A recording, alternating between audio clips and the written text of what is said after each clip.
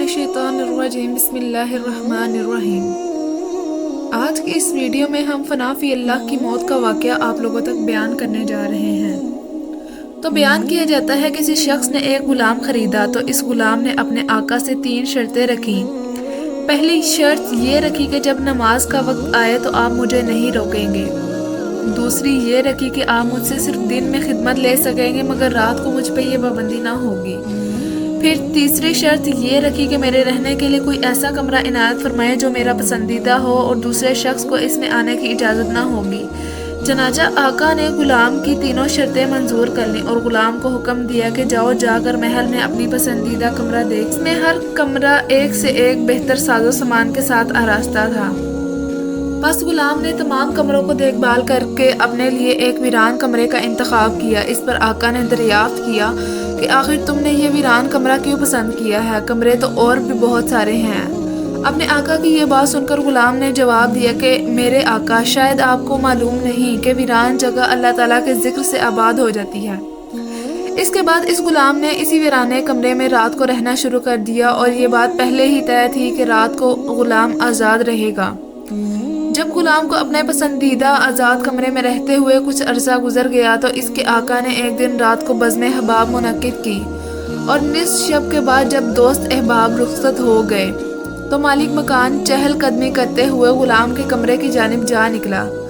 کیا دیکھتا ہے کہ ایک نوری قندیل نے اوپر سے آ کر کمرے کی خالی چھت کو گھیر رکھا ہے اور غلام سجدے میں پڑا ہوا ہے، اپنے رب سے دعا اور مناجات میں مصروف ہے کہ اے میرے پروردگار، دن کو تو میرے آقا کی خدمت میرے ذمہ واجب کر دی، اگر یہ خدمت میرے ذمہ نہ ہوتی تو میں رات دن تیری عبادت میں مشغول رہتا، لہٰذا تو میرا عذر قبول فرما لے۔ اس کا مالک تعجب کے ساتھ صبح صادق تک اس منظر کو دیکھتا رہا۔ چنانچہ صبح ہوتے ہی وہ نورانی قندیل آسمان میں چلی گئی اور چھت بند ہو گئی۔ مالک نے اپنی بیوی سے اس بات کا تذکرہ کیا اور دوسرے روز وہ مالک اور اس کی بیوی دونوں اس منظر کو دیکھنے کے لیے چلے گئے۔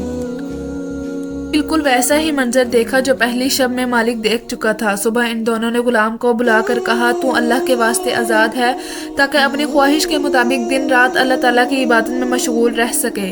اسی کے ساتھ اس کے مالک اور اس کی بیوی نے غلام سے اس کی کرامتوں کا ذکر کیا جو رات کو وہ دونوں دیکھ چکے تھے۔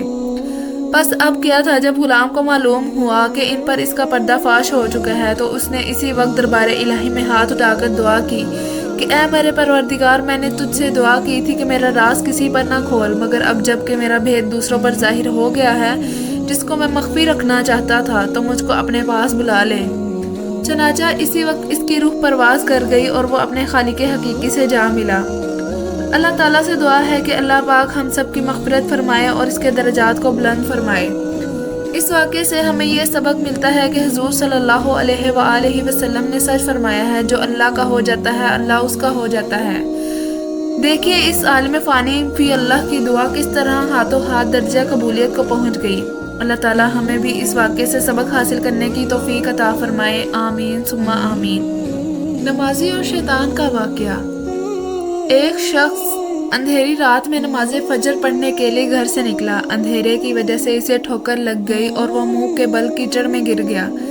کیچڑ سے اٹھ کر وہ گھر واپس آیا اور لباس تبدیل کر کے دوبارہ مسجد کی طرف چل دیا۔ ابھی چند قدم چلا ہی تھا کہ دوبارہ اسے ٹھوکر لگی اور وہ دوبارہ کیچڑ میں گر گیا۔ کیچڑ سے اٹھ کر وہ دوبارہ اپنے گھر گیا، لباس بدلا اور مسجد جانے کے لیے دوبارہ گھر سے نکلا۔ جیسے ہی وہ اپنے گھر سے باہر نکلا تو اس کے دروازے پر ایسا شخص ملا جو اپنے ہاتھ میں روشن چراغ تھامے ہوئے تھا۔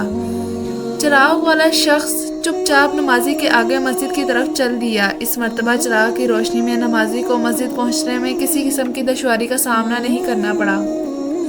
وہ خیریت سے مسجد پہنچ گیا۔ مسجد کے دروازے پر پہنچ کر وہ چراغ والا شخص رک گیا۔ نمازی اسے چھوڑ کر مسجد میں داخل ہو گیا اور نماز ادا کرنے لگا۔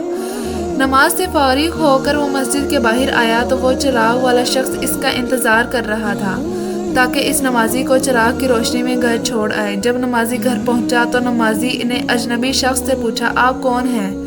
اجنبی شخص بولا بتاؤں تو میں ابلیس ہوں۔ نماز کی تو حیرت کی انتہا نہ رہی۔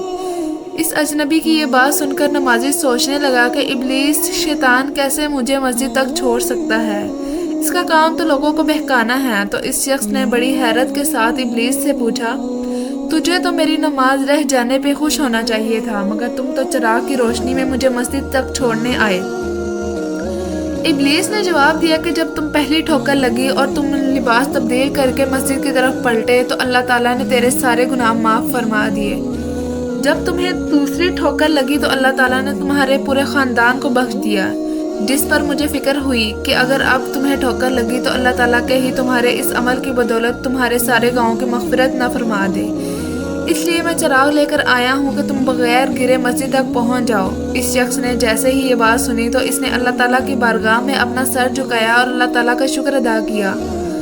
تو دوستو، یہ ہمارے رب کی شان ہے، سبحان اللہ۔ اللہ تعالیٰ ہم سب کو نماز پڑھنے کی توفیق عطا فرمائے اور ہم سب کو نیک راستے پہ چلنے کی توفیق عطا فرمائے اور شیطان کی شر سے محفوظ رکھے، آمین ثم آمین۔ اگر ہماری یہ ویڈیو آپ لوگ کو پسند آ رہی ہے تو ہمارے اس چینل کو لائک اور سبسکرائب لازمی کر دیں تاکہ ہماری ہر نئی آنے والی ویڈیوز آپ لوگوں تک بآسانی پہنچ سکے۔ شکریہ۔